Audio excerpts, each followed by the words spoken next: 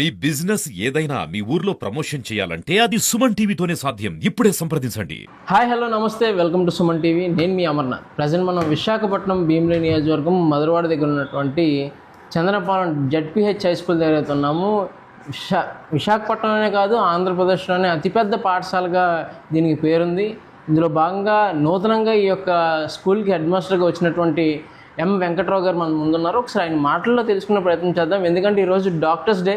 So ఎంతోమంది doctors, ఎంతోమంది engineers ఇటువంటి గవర్నమెంట్ స్కూల్స్ నుంచి, కాలేజ్ నుంచి వెళ్ళి పెద్ద పెద్ద స్థానాలను అందుకునే అయితే పరిస్థితి కనిపిస్తూ ఉంది. సో ఇందులో భాగంగా ఒకసారి వెంకట్రావు గారితో మరిన్ని విషయాలు మాట్లాడి తెలుసుకునే ప్రయత్నం చేద్దాం. అండి, ఈరోజు వైద్యుల దినోత్సవ సందర్భంగా ఈరోజు మాకు సుమన్ టీవీ వారు మమ్మల్ని కలవడం చాలా ఆనందంగా ఉంది. అయితే ఈ డాక్టర్ డే జరుపుకునే సందర్భంలో మేము ఒక విషయాన్ని చెప్పాలి. మా ఉపాధ్యాయుల తాలూకు సుదీర్ఘ వృత్తి కాలంలో ఎంతోమంది డాక్టర్లు కూడా మేము తయారు చేసామని చెప్పడానికి చాలా ఆనందపడుతున్నాం. అయితే ఈ చంద్రంపాలెం జిల్లా పరిషత్ ఉన్నత పాఠశాల నుండి కూడా చాలామంది డాక్టర్లు మనకి తయారు చేసి ఈ పాఠశాలకి ఆ ఘనత కూడా ఉందండి. నిన్నగాక మొన్ననే శ్రీమతి ఆశా షేక్ అనే ఒక డాక్టర్ గారు, డెర్మటాలజీ గారు, మేషారు నేను ఇక్కడే చదువుకున్నాను, ఈ పాఠశాలకు నేను ఏదైనా సరే వైద్య శిబిరం నిర్వహిస్తానని కూడా ఆవిడ చెప్పారు. ఈ సందర్భంగా నేను ఆ విషయాన్ని ముచ్చరించడం కూడా నాకు చాలా ఆనందంగానే ఉందండి.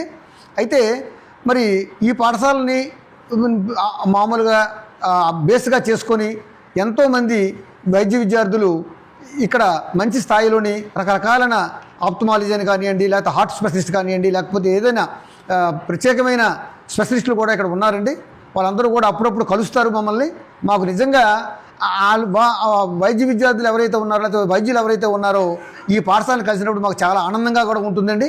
అది మాకు నిజంగా అంటే మేము తీసుకుంటున్న జీతం కన్నా ఈ పొందే ఆనందం చాలా ఎక్కువగా మాకు ఆనందాన్ని ఇస్తుందండి. అయితే ఇంత పెద్ద స్కూలు, దాదాపు 3500 మంది ఇక్కడ చదువుతున్న విద్యార్థులు ఉన్నారండి.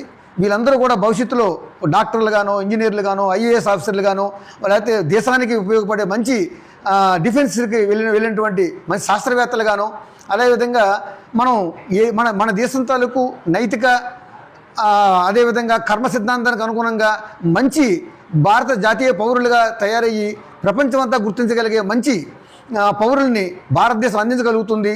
అందులో మా పాఠశాల నుంచి కూడా మేము అందించడానికి మేము ఎంతో కృషి చేయడానికి ప్రయత్నం చేస్తున్నాము. మాకు ఆశ ఉందండి. ఆ ఆశ ప్రకారంగా ఖచ్చితంగా పిల్లలు తయారు చేస్తున్నాం. పిల్లల తాలూకు నైతిక ప్రవర్తన, ఆదర్శవంతమైన ప్రవర్తనకి ఇక్కడ ఎక్కువగా కూడా మేము ప్రాముఖ్యత ఇస్తున్నామండి. అదేవిధంగా ఈ సుమన్ టీవీ గారు కూడా మాకు ఈ సందర్భంగా మమ్మల్ని కలిసిన సందర్భంగా మా కోరికలు కూడా ఒకసారి వారి ద్వారా మేము ప్రజలకు తెలియజేయాలనుకుంటున్నామండి.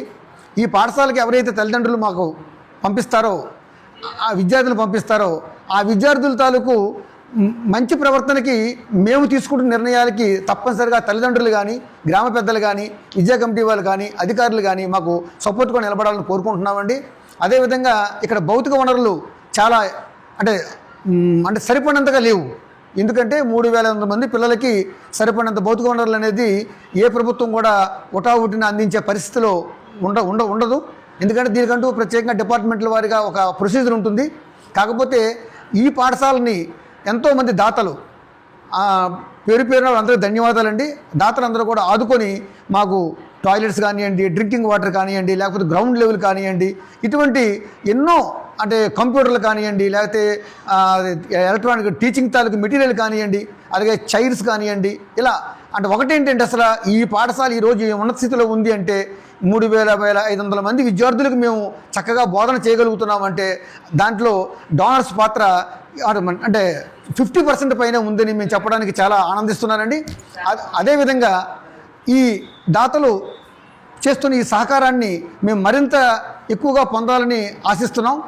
అయితే ఇక్కడ మాకు ఒక చిన్న ఇబ్బంది ఏమవుతుందంటే, ఈ మనకి ప్రభుత్వం నుంచి మనం ఏమొస్తున్నాయో, అలాగే దాతల నుంచి ఏమొస్తున్నాయి అనేది మాకు క్లియర్గా మేము అంచనా వేయడం అనేది కొద్దిగా కష్టమైంది. నేను వచ్చి ఇంకా 18 రోజులు అయింది కాబట్టి కొద్ది రోజుల్లో నేను చాలా ఖచ్చితమైన ఎస్టిమేషన్తో ప్రభుత్వం వారి నుంచి రాబట్టగలిగే వనరుల్ని, అదేవిధంగా దాతల నుంచి రాబట్టగలిగే వనరుల్ని కూడా నేను అంచనా వేసి నేను ఖచ్చితమైన ఈ ప్రగతి పదంలోకి పాఠశాల నడిపించడానికి కావాల్సిన ప్రణాళిక తయారు చేసుకుంటానండి. ఇప్పుడు ఒక విద్యార్థికి ఒక చదువుకునే కుర్రోడికి కావాల్సింది పిల్లలకు కావాల్సింది మంచి పోషకమైన ఆహారం, మంచి చదువు చెప్పే ఒక గురువు. అవును. సో ఈ రెండు అందించడంలో మన పాఠశాల ఏ మార్కు ఉందంటారు సార్?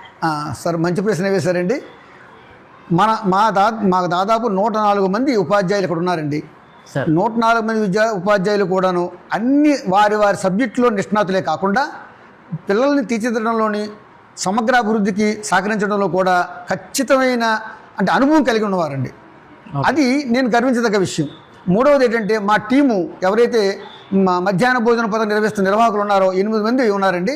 వాళ్ళు చాలా హైజీనిక్గా చక్కగా 8 కౌంటర్లు పెట్టి 8 మంది కూడా ఉడికించిన గుడ్లు, అదేవిధంగా మాకు అక్షయ పాత్ర వారు సరఫరా చేస్తున్న మధ్యాహ్న భోజనాన్ని కలగలిపి ఎంతో చక్కగా అందిస్తున్నారు. ఒక్క మెతుకు కూడా కింద పడకుండా పూర్తిగా భోజనం పిల్లలు పూర్తిగా తినేటట్టుగా మా ఫిజికల్ డైరెక్టర్స్ 8 కౌంటర్ల దగ్గర కూడా ఉండి ఎక్కడ కూడా అంటే చెత్తగాడి కింద పడకుండా కానీ భోజనం వృధా కాకుండా కానీ చక్కగా చూస్తున్నారండి. దానికి అటు మాకు మధ్యాహ్న నిర్వాహక భోజులకు కానీ మా పీడీస్ ఎవరైతే ఉన్నారో డైరెక్టర్స్ ఎవరైతే ఉన్నారో వాళ్ళందరికీ కూడా నేను ఈ సందర్భంగా ధన్యవాదాలు తెలియజేసుకుంటున్నాను సార్. నమస్తే. Thank you sir, thank you so much. Thank you.